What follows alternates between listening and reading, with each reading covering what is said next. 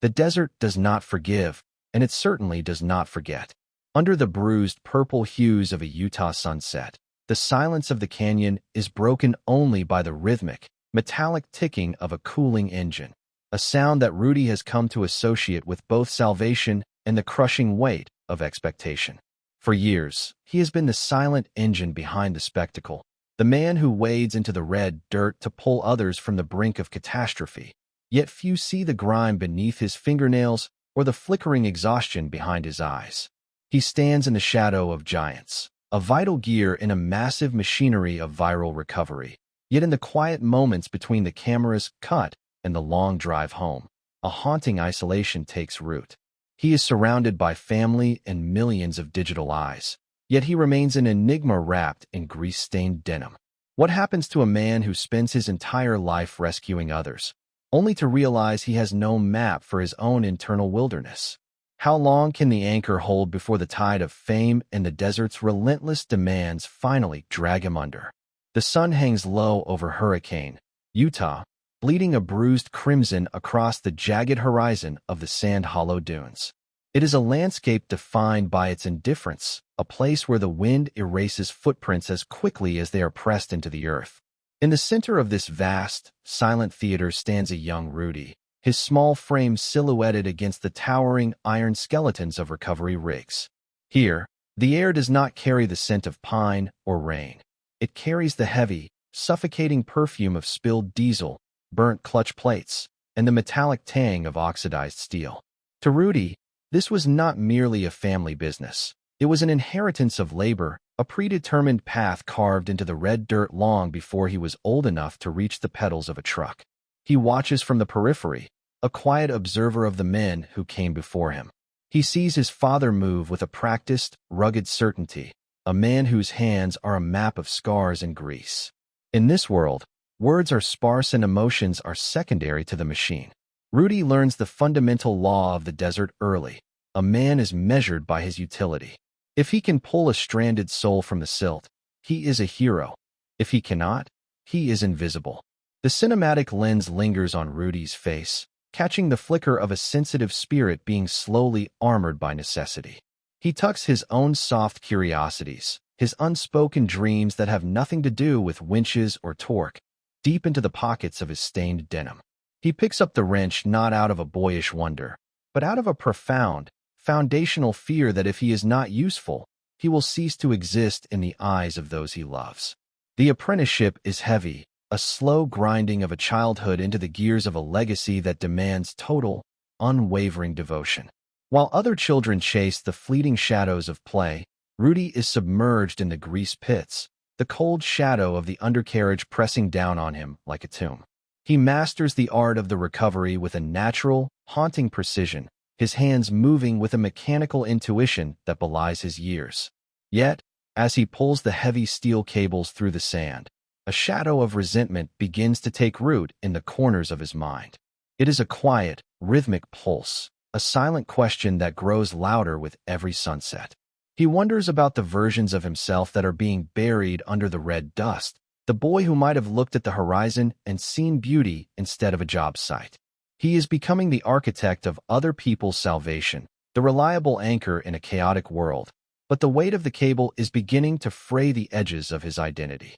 He looks at his father, then back at the desert, realizing with a sudden, chilling clarity that the sand doesn't just swallow cars, it swallows lives. How much of himself has already been lost to the dunes before the journey has even truly begun? The desert air transitions from the blistering heat of the day to a sharp, hollow cold as the sun retreats, but inside the shop, the atmosphere remains thick with the scent of ozone and grinding sparks. This is Rudy's sanctuary and his cell, a cathedral of steel where the hum of the air compressor serves as a constant, low-frequency heartbeat. The camera drifts through the shadows, catching the glint of the banana, that iconic yellow rig that has become a symbol of salvation for millions of viewers across the globe. But as the world watches the polished, high-energy edits on their screens, they do not see the man who remains long after the batteries have died and the memory cards have been cleared. They do not see Rudy, hunched over a welding torch, his eyes squinting against the blinding light of a blue flame. fusing together the heavy iron bones of an empire he helped build. The transition from a local mechanic to a global archetype was not a sudden explosion, but a slow, tectonic shift that left Rudy feeling geographically displaced within his own life. He is the backbone, the silent architect of the chaos that the world craves, the one who ensures that when the impossible happens, the recovery is successful.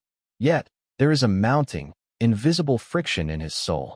As the YouTube channel's metrics soar into the millions, Rudy feels his own identity being compressed into a two-dimensional caricature. To the world, he is the stoic hero of the Red Rocks. To the shop, he is the one who fixes what others break.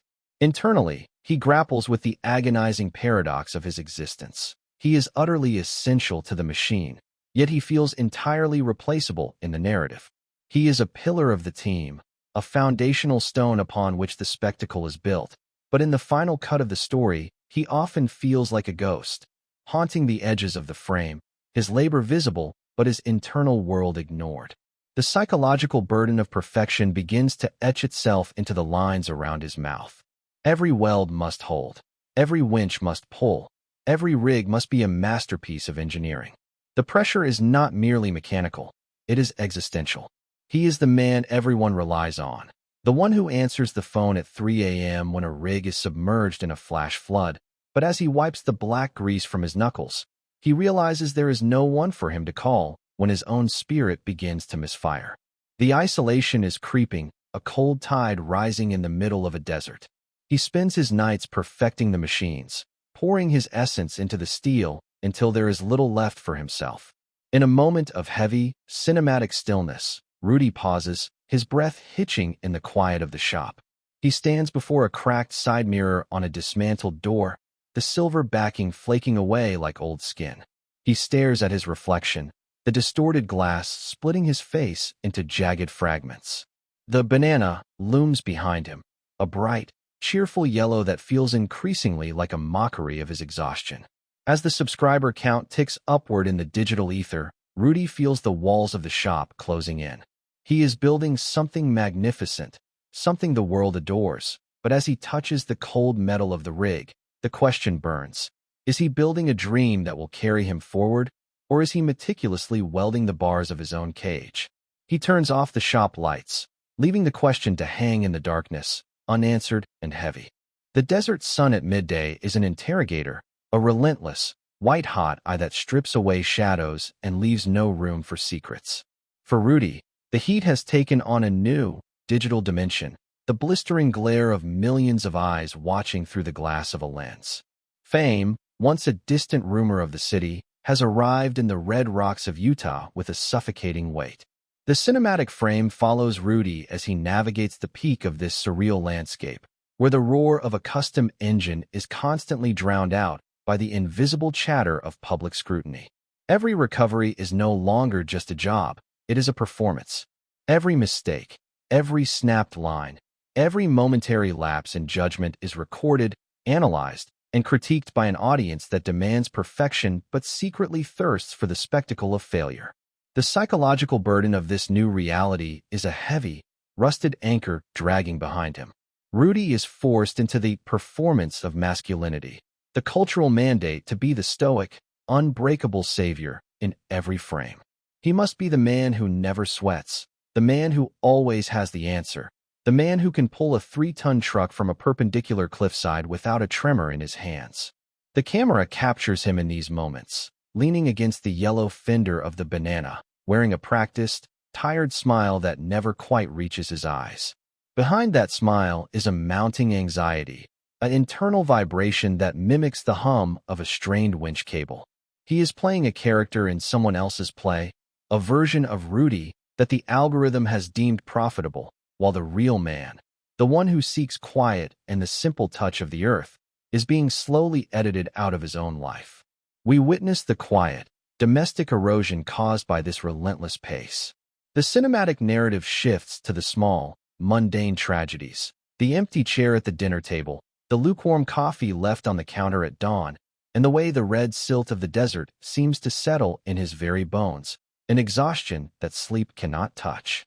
His personal life has become a casualty of a production schedule that never sleeps, a content machine that values the save more than the human being performing it.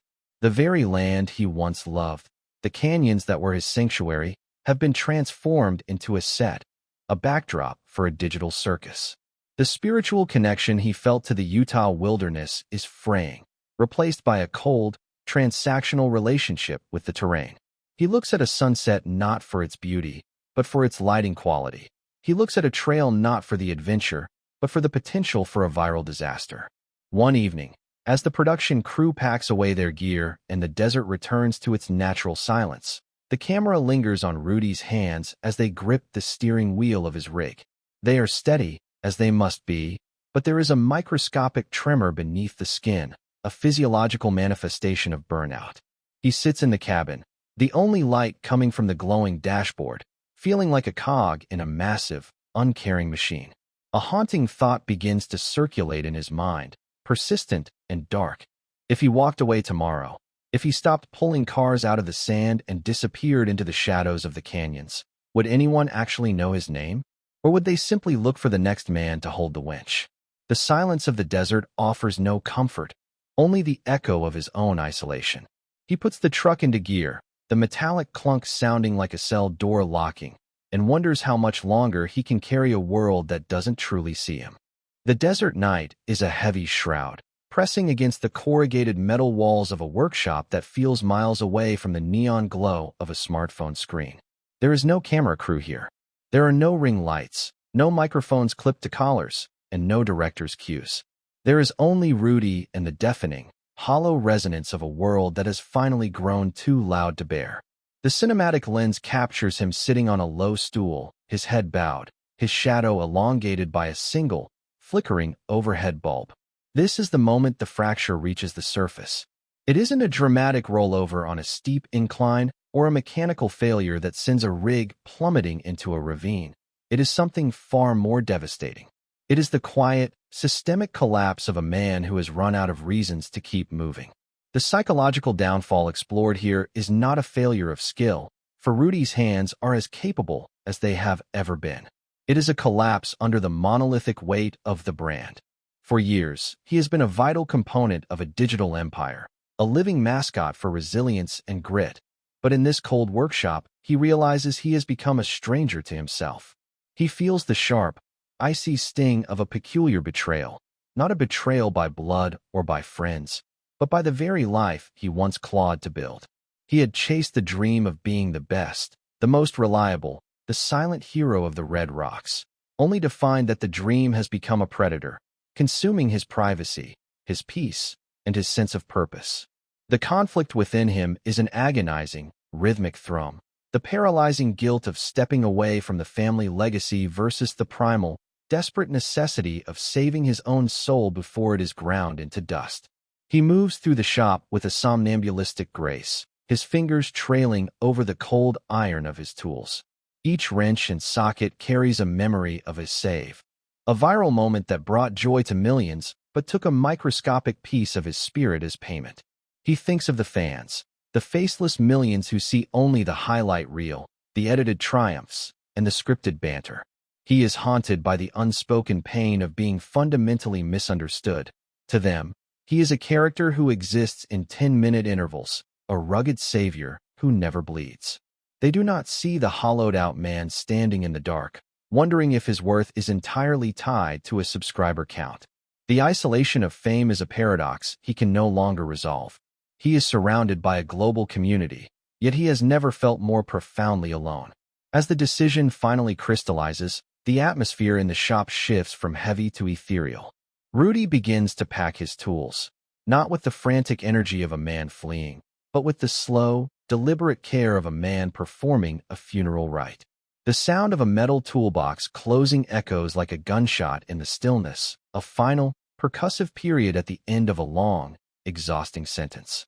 He looks at the empty space where his rig usually sits, feeling the phantom limb of a life he is choosing to leave behind. The camera lingers on his face, capturing a complex tapestry of grief and relief.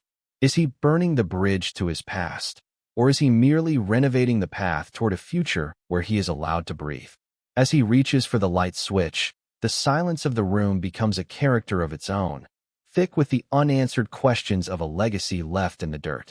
He steps out into the night, the door clicking shut behind him, leaving the viewer to stare into the darkness of a workshop that has lost its heart. The aftermath of a departure is rarely a clean break. It is a slow, agonizing bleeding out of a former self.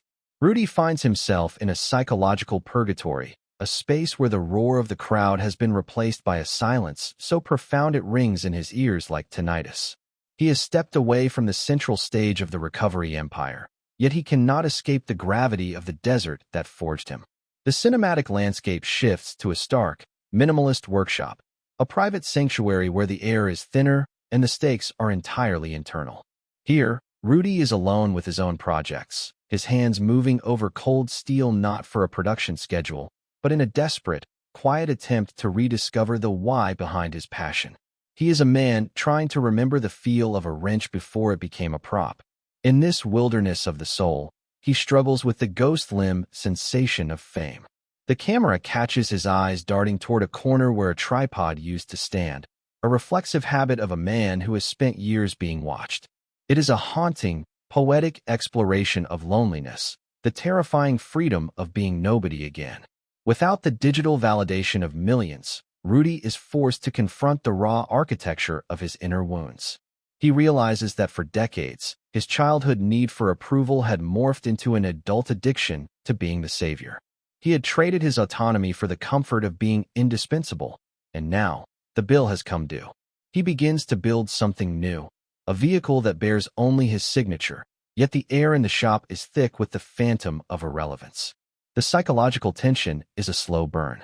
As he welds a new frame, the blue light reflecting off his safety mask, he is plagued by the fear that he is simply shouting into a canyon that no longer echoes. He is building, but is he building a bridge to a new life? Or is he meticulously constructing a smaller, more private cage in a different corner of the desert? The isolation is both a gift and a curse. He is finally the master of his own time, yet the time feels heavy, unmoored from the collective mission he once anchored. He stands at the workbench, the shadows of the Utah peaks looming through the window like silent judges, leaving the viewer to wonder if a man defined by the save can ever truly survive when there is nothing left to rescue but himself. The final chapter of this odyssey finds Rudy at a point of bittersweet resolution, perched upon a quiet vista that overlooks the labyrinthine red rocks of his youth. The wind here carries no voices, only the ancient, rhythmic sigh of the desert. He has not solved the mystery of his life, nor has he found a map that leads to a permanent peace. Instead, he has learned the terrifying, beautiful art of navigating the terrain without a GPS. The camera lingers on his hands, now scarred not just by grease and steel, but by the invisible abrasions of a spiritual overhaul. These hands now work on his own terms, moving with a deliberate, unhurried grace that suggests a man who has finally stopped racing against an algorithm. There is a palpable sense of rebirth in the way he moves, yet it is a resurrection tempered by a tragic, heavy knowledge of the cost. He has gained his soul, but he has lost the simplicity of the family unit as he once knew it. He has traded the roar of a global audience for the quiet dignity of a private life, a choice that feels both heroic and profoundly mournful. As he leans against the rusted tailgate of his own rig, he reflects on a legacy that is no longer measured in views or subscribers. His legacy, he realizes, is the courage to walk away when the world told him to stay. He is no longer a character in a digital circus. He is a man who chose his own sanity over the intoxicating, soul-crushing hum of the spotlight. Yet, the documentary does not offer the comfort of a tidy resolution. The cinematic eye pans back, showing Rudy as a small, solitary figure against the vast, indifferent majesty of the canyons. The ending is an open loop, a lingering, unresolved question about the future of the empire he left behind and the family ties that remain stretched thin across the desert floor. The industry he helped build continues to churn in the distance, a machine that he no longer fuels but can never truly ignore. There is an unspoken grief in the realization that while he has changed, the desert remains the same, ruthless, beautiful, and demanding. As the sun dips below the horizon, casting a final, golden hour glow over the cracked earth, Rudy turns his back to the camera. He steps toward his vehicle, his movements purposeful and weary, heading into a future that is finally, precariously, his own. He is the master of his own silence now, a navigator of his own internal wilderness. But as the screen fades to a deep, contemplative black, one haunting question remains etched in the viewer's mind.